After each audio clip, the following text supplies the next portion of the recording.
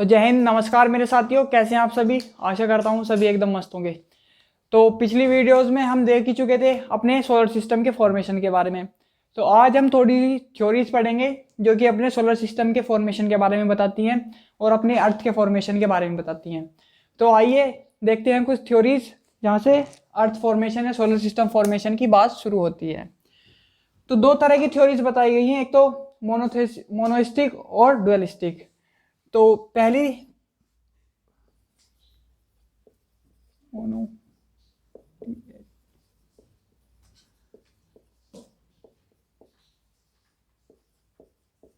मोनोइस्टिक theory, इसमें बताया गया है, ये इसमें बोलते हैं हिंदी में इसे अद्वैतवाद सिद्धांत। तो इसमें बोला गया है कि अगर जो भी कोई प्लेनेट फॉर्म हुआ है हमारे सोलर सिस्टम का, उसमें किसी दूसरे पिंड या किसी दूसरे ऑब्जेक्ट का मतलब दूसरे पिंड या दूसरे ऑब्जेक्ट का समर्थन नहीं था या उसका योगदान नहीं था उसको फॉर्म करने में।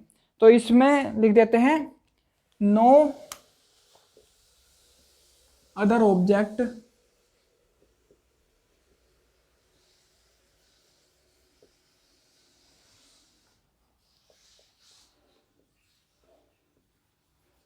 आर रेस्पॉन्सिबल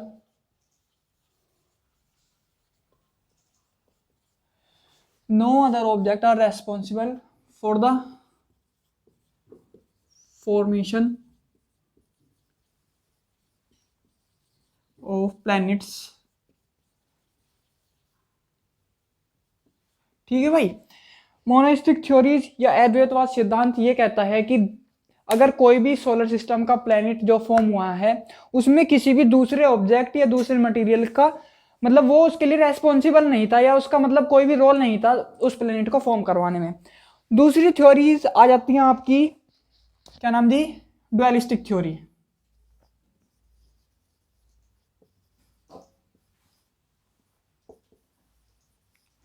डुअलिस्टिक थ्योरी मतलब द्वैतवाद सिद्धांत। ये आपकी अद्वैत थी, ये आपका द्वैतवाद सिद्धांत हो गया। इसमें बताया गया है कि इस मतलब डुअलिस्टिक थ्योरी में कि दूसरे ऑब्जेक्ट का मतलब रेस्पॉन्सिबल थे दूसरे प्लेनेट को फॉर्म करने में। तो मैं लिख देता हूं other object are responsible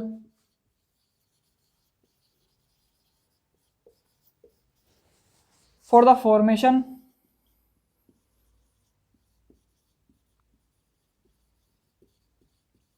of planet.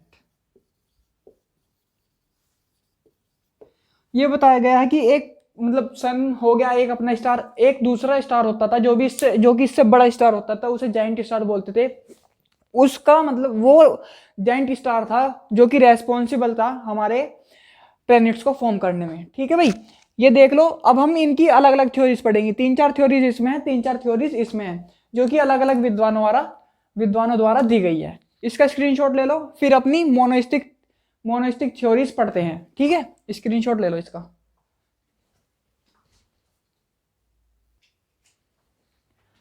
तो स्क्रीनशॉट ले लिया होगा दोस्तों। अब अपनी मोनोइस्टिक थ्योरीज में इसके अदर पार्ट देखते हैं क्या क्या थे, मतलब क्या क्या इसमें थ्योरीज थी। तो पहली थ्योरी इसमें दी जाती है आपकी, एक तो होती है इसमें गैसियस और इथिमोलॉजी हाइपोथेसिस। हाइपोथेसिस का मतलब होता है परिकल्पना। कोई मतलब अपनी तरफ से कल्पना की जाए उसे परिकल्पना कहते हैं, हाइपोथेसिस कहते हैं। तो पहली परिकल्पना है या पहली थ्योरी है जो कि गैसियस और इथिमोलॉजी हाइपोथेसिस है। दूसरी है आपकी मेटियोर बॉडी।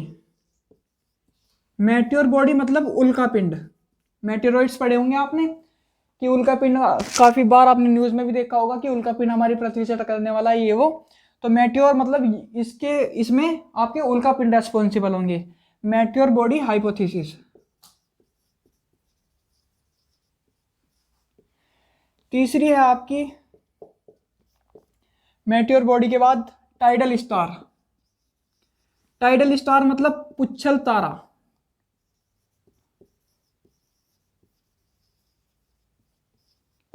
और चौथी है आपकी टाइडल स्टार के बाद नेब्यूला हाइपोथेसिस।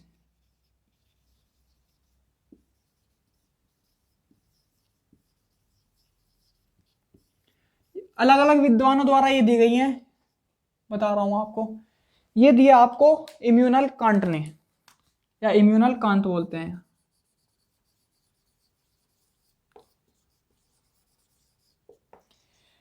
ये दिया आपकी लोकियर ने, और टाइडल स्टार दिया आपकी कास्तेदा बफन ने।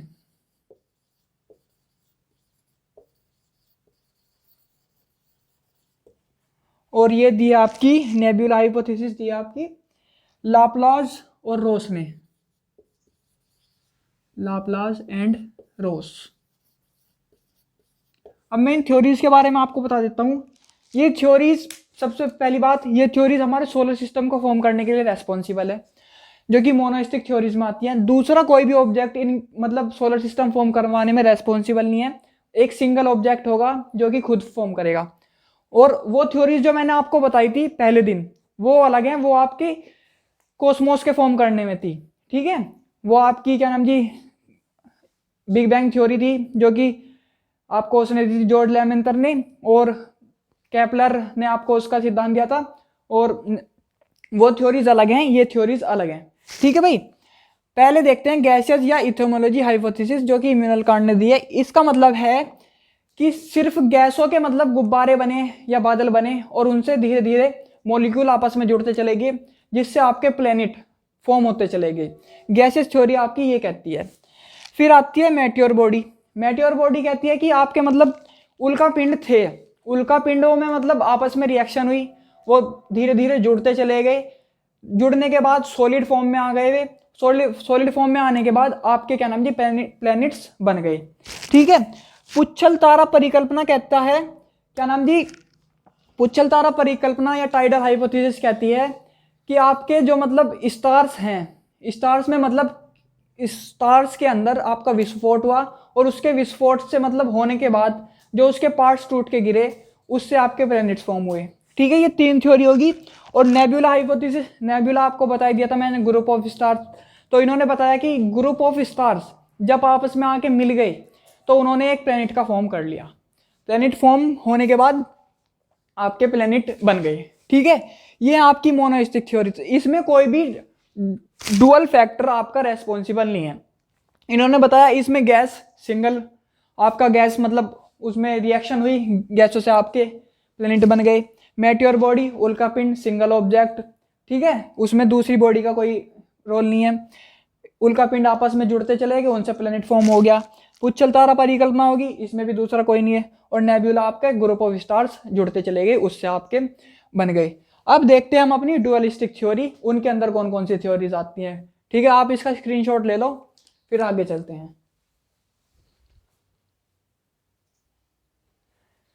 तो स्क्रीनशॉट ले लिया होगा दोस्तों। अब हम आगे देखते हैं अपनी डुअलिस्टिक थ्योरी। डेफिनेशन में आपको लिखा ही चुका हूं, अब इसे रेफ कर देते हैं।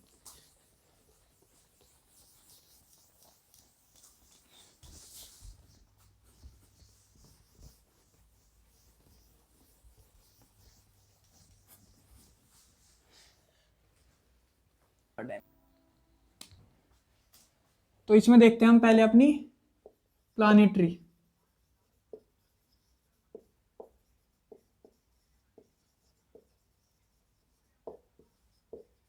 इसके अभी आगे नाम देखेंगे किसने दिए। दूसरी आगे आपकी टाइडल,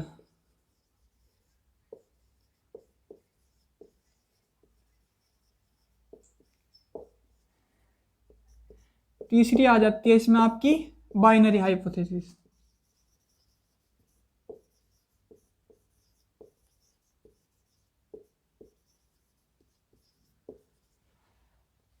चौथी आ जाती है इसमें आपकी बाइनरी के बाद सुपरनोवा।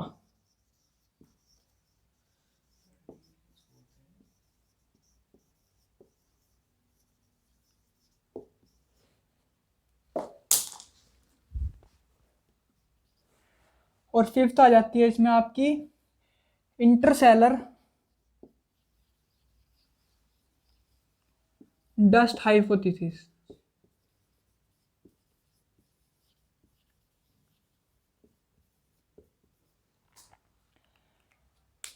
और फोर्थ हो गई ना ये वन। बिग बैंग थ्योरीज भी इसी का पार्ट मानी जाती है वैसे। बिग बैंग थ्योरी जो कि अपने सोलर सिस्टम को फॉर्म करने के लिए भी रेस्पॉन्सिबल मानी जाती है, जो कि हमने कॉस्मोस के लिए भी पढ़ी थी, बिग बैंग थ्योरी।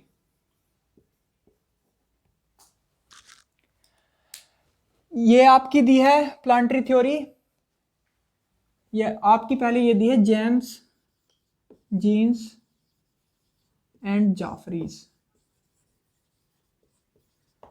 दूसरी दी है आपकी बाइनरी थ्योरी। आज के टाइम में सबसे ज़्यादा ये मानी जाती है, जो कि आज मतलब प्रेजेंट में भी मानी जाती है, और ये इसके शेप और साइज और डिस्टेंस के लिए भी रेस्पॉन्सिबल है, जो कि हम पढ़ने वाले हैं। ठीक है, मैं आपको बता देता हूँ टाइडल हाइपोथेसिस जो है वो क्या थी सबसे पहले और सबसे मेन है। जैसे मैं आपको बता रहा हूँ, ड्यूअलिस्टिक थ्योरीज पढ़ रहे हैं, इसमें दो ऑब्जेक्ट रेस्पॉन्सिबल होंगे, एक तो सन आपका रेस्पॉन्सिबल होगा और दूसरा कोई अदर फैक्टर रेस्पॉन्सिबल होगा। तो पहला तो आपका सन हो गया, मान लो ये आपका सन है, ठीक है, और दूसरा मान लो कि आपका एक जाइंट स्टार है, ये आपका जाइंट स्टार हो गया जो कि इससे बड़ा है सन से। अगर ये बताते हैं साइंटिस्ट जो कि जेम्स जीन्स एंड जाफरीज थे, उन्होंने कहा कि सन के पास से एक जाइंट स्टार गुजरा, अगर ये बड़ा है तो इसकी ग्रेविटेशनल फोर्स भी ज़्यादा होगा और इसका अट्रैक्शन फोर्स भी ज़्यादा होगा। इस बात से जैसे जैसे ये इसके पास से गुजरेगा, क्योंकि आपने देखा होगा कि क्या नाम जी, यूनिवर्स में कोई भी ऑब्जेक्ट है वो सर्कुलर पाथ में ही अपना चक्कर लगाता है, किसी भी ऑब्जेक्ट मतलब सर्कुलर मोशन उसमें होता है यूनिवर्स में। अब जैसे जैसे ये इसके पास से गुजरेगा धीरे धीरे, अब ये इसके पास से गुजरा तो इसकी मतलब ग्रेविटेशनल फोर्स ज़्यादा, अट्रैक्शन फोर्स ज़्यादा, तो इसका एक ऑब्जेक्ट ये इसको अट्रैक्ट करेगा, एक ऑब्जेक्ट टूटकर इससे अलग हो जाएगा, जो कि हमारा पहला प्लेनेट माना जाता है मरकरी। ठीक है, फिर ये पास आएगा, और मैं थोड़ा सा इसे रफली ड्रॉ करता हूं और ज़्यादा बड़ा हो जाएगा, समझ नहीं आएगा। फिर ये आगे बढ़ेगा थोड़ा सा, फिर यहाँ आ जाएगा, फिर अट्रैक्शन फोर्स लगाएगा, ग्रेविटेशनल फोर्स लगाएगा, तो दूसरा ऑब्जेक्ट इससे टूट के अलग हो जाएगा, जो कि आपका हो गया वीनस। फिर ये आगे बढ़ेगा, आगे हो जाएगा, इससे थोड़ा सा आगे बना लेते हैं, ये जाइंट स्टार इससे आगे गया, फिर एक पार्ट टूट गया, वो इससे बड़ा हो गया थोड़ा सा, ये होगी आपकी अर्थ जिस पर हम रहते हैं। ठीक है, फिर एक थोड़ा सा ये आगे हो जाएगा, जैसे जैसे आगे चलता रहेगा अट्रैक्शन फोर्स ज़्यादा लगाता रहेगा, तो एक पार्ट और टूट जाएगा। अब कहोगे आप कि इससे बड़ा टूटना चाहिए, चलो मान लेते हैं कि इससे बड़ा टूटेगा। अब आप कहोगे सर आपने हमें सोलर सिस्टम पढ़ा दिया कि ये क्या नाम जी, मार्स तो इससे छोटा है अर्थ से। तो दोस्तों मैंने आपको बताया था कि यहाँ पर एक एस्टेरॉयड बेल्ट है, जो कि बताई जाता है कि मार्स में एक्सप्लोजन के बाद जो एस्टेरॉयड थे वो टूटकर इस बेल्ट में आ गए, तो वो मार्स का हिस्सा बताए जाते हैं, इसीलिए आपका मार्स छोटा है। ये मार्स का ही हिस्सा है आपके पास, जो एस्टेरॉयड बेल्ट में एस्टेरॉयड्स हैं। अब आपके चार हो गए, ये मैंने आपको क्लियर कर ही दिया, इन्हें क्या क्या बोलते हैं, इनर बोलते हैं, और क्या नाम जी आपका टेरेस्ट्रियल बोलते हैं, डेंसिटी क्या है इनमें। तो फिर ये ऑब्जेक्ट जो जाइंट स्टार है ये फिर आगे बढ़ेगा, आगे बढ़ा तो मतलब जब जितनी पास आता जा रहा था उतना बड़ा ऑब्जेक्ट टूटता जा रहा था। अब एक टाइम ऐसा आया कि ये सन के सबसे पास आ गया, तो इसने सबसे बड़ा ऑब्जेक्ट टूट के इससे अलग कर दिया, जो कि आपका बिगेस्ट प्लैनेट है आपका जुपिटर। ठीक है, जुपिटर हो गया, फिर आता है आपका ये, फिर आगे बढ़ना शुरू करेगा। अब आगे बढ़ेगा तो एक प्लैनेट मतलब एक ऑब्जेक्ट और टूट के अलग होएगा, फिर आ जाता है आपका सैटर्न। सैटर्न आ गया, क्योंकि ये अब दूर होने लगा तो इससे छोटा तोड़ता हुआ चलेगा, फिर आगे आ जाएंगे आपके ऐसे कर करके क्या नाम जी, यूरेनस के और नेपच्यून, ये जो कि इससे छोटे हैं।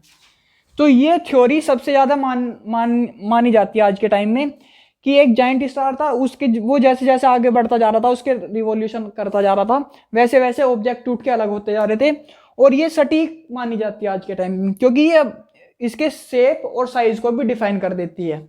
इसी वजह से यही थ्योरी आज के टाइम में सबसे ज़्यादा मानी जाती है, जेम्स जीन्स एंड जेफरीज की टाइडल हाइपोथेसिस।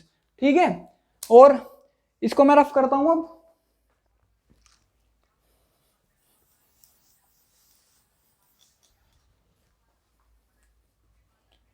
तो ये बता रहा था मैं प्लानिटरी, ये लिया आप दिया आपकी चैम्बरलिन एंड मोल्टन। इसमें क्या बताया गया था आपका प्लानिटरी हाइपोथेसिस में? ये बताया गया था कि सन के साथ जो कि मतलब गैस के बादल थे, उन्होंने रिएक्शन की, जो कि मतलब सन के साथ रिएक्शन करने के बाद उससे प्लैनेट आपके टूट टूट के अलग हुए, या अदर ऑब्जेक्ट टूट टूट के अलग हुए, जब आपका सोलर सिस्टम बना, जब आपके प्लैनेट बने। ठीक है, इसमें जाइंट स्टार रेस्पॉन्सिबल है, इसमें आपकी गैसेस रेस्पॉन्सिबल है। बाइनरी बाइनरी आ जाती है आपकी, बाइनरी में आ जाते हैं आपके स्टार्स, बाइनरी में आ जाते हैं आपके स्टार्स की स्टार्स रेस्पॉन्सिबल थे कि स्टार्स ने उसके साथ आपके सन के साथ रिएक्शन की, उससे आपके क्या नाम दी सोलर सिस्टम डेवलप हुआ और आपके प्लेनेट बने। सुपरनोवा, सुपरनोवा यहां आपको बताया था मैंने कि जो जाइंट स्टार था, जाइंट स्टार आपका इसके पास से गुजरा, तब सन से टूट के अलग अलग हुए।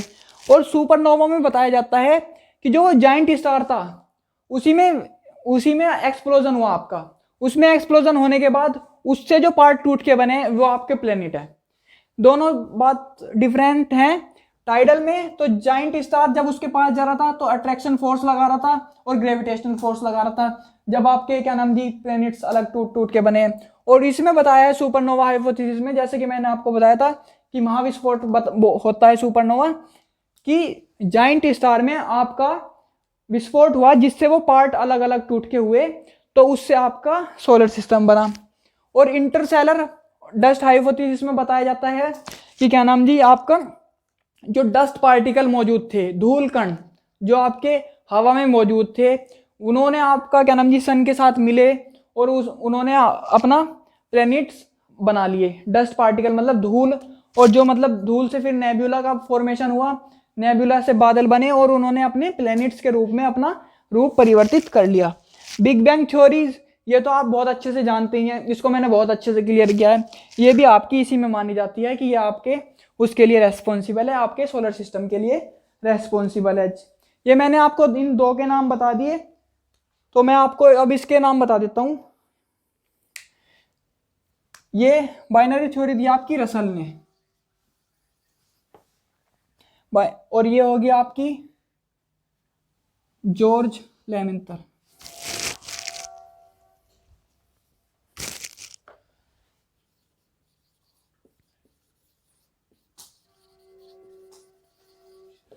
और इंटरसेलर डस्ट ये होगी आपकी लिटिलटन ने दी थी आपकी सुपरनोवा एक्सप्लोजन। ये लिटिलटन ने दी थी आपकी, और ये इंटरसेलर डस्ट दी थी आपकी, इंटरसेलर डस्ट ये दी थी आपकी ओटो शिम ने।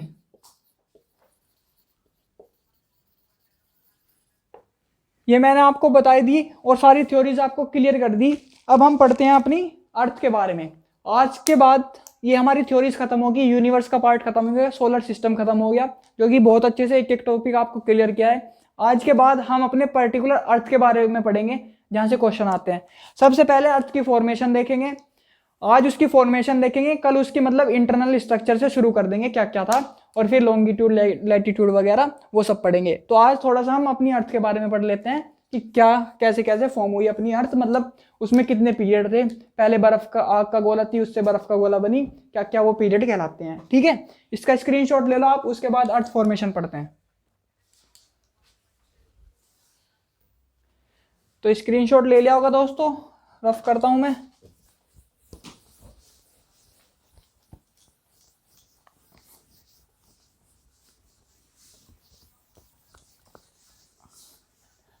अब पढ़ते हैं हम अपनी अर्थ के बारे में कि वो पहले आग का गोला क्यों हुआ करती थी और वो पीरियड क्या कहलाते थे। पीरियड्स ऑफ अर्थ या life cycle of earth, life cycle तो नहीं, पीरियड्स ऑफ अर्थ। 4 पीरियड होते हैं।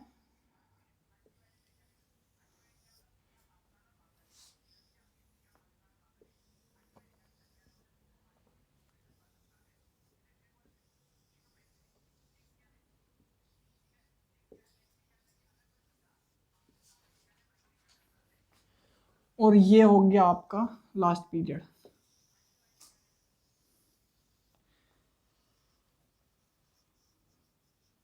यहाँ पर आपकी अर्थ हो चुकी थी पूरी तैयार, अलग अलग कॉन्टिनेंट्स में डिवाइड हो चुकी थी। ठीक है भाई, ये आपकी यहाँ थी बिल्कुल आग का गोला। थोड़ा सा मैं आपको रेड कलर से बना देता हूँ जिससे आपको हो जाए।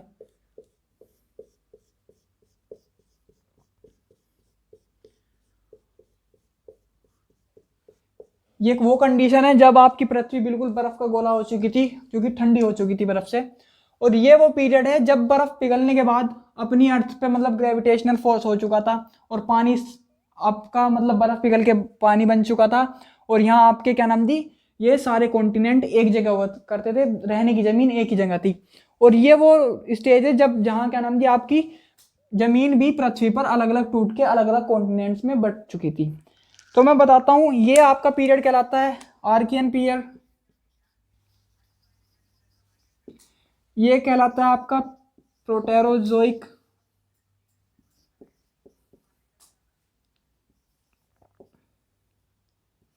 प्रोटेरोजोइक पीरियड, ये आपका प्रोटेरोजोइक। और ये आपका कहलाता है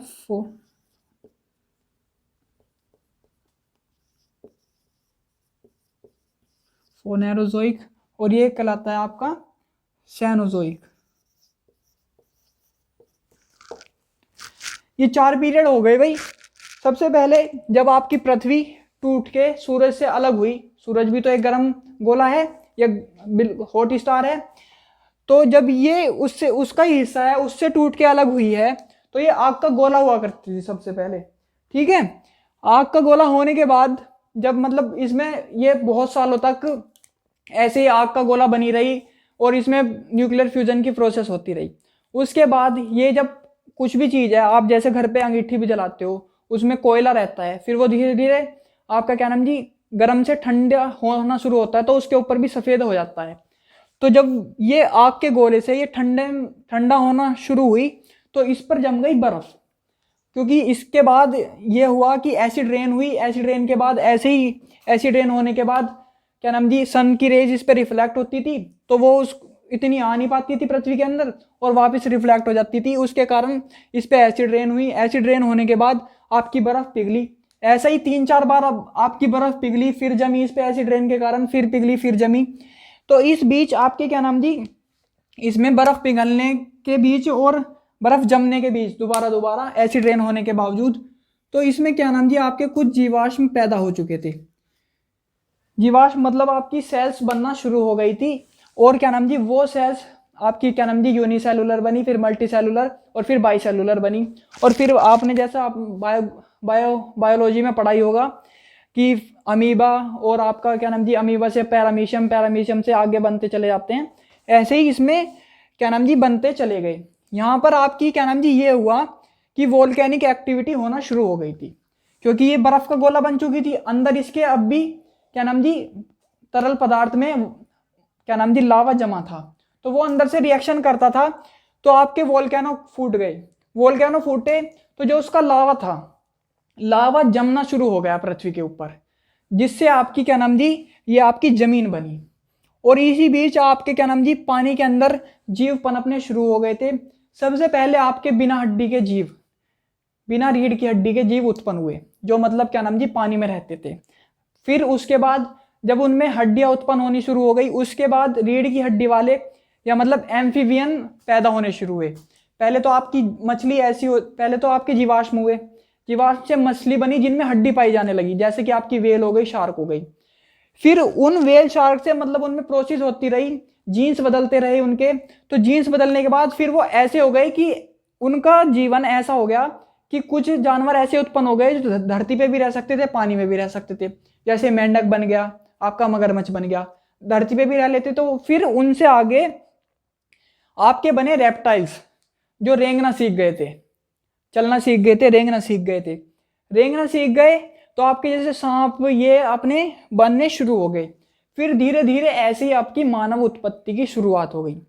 आपके उस डायनासोर्स आ गए, इसी बीच में डायनासोर्स आ गए, और ये आपका पीरियड यहाँ कहलाता था। यहाँ आपके डायनासोर्स उस समय आ चुके थे जब आपकी वॉल्केनिक एक्टिविटी के बाद या आपकी पृथ्वी के ऊपर रहने लायक या इस पे घूमने फिरने लायक जगह बन चुकी थी, जो कि वॉल्केनिक एक्टिविटी से बनी थी।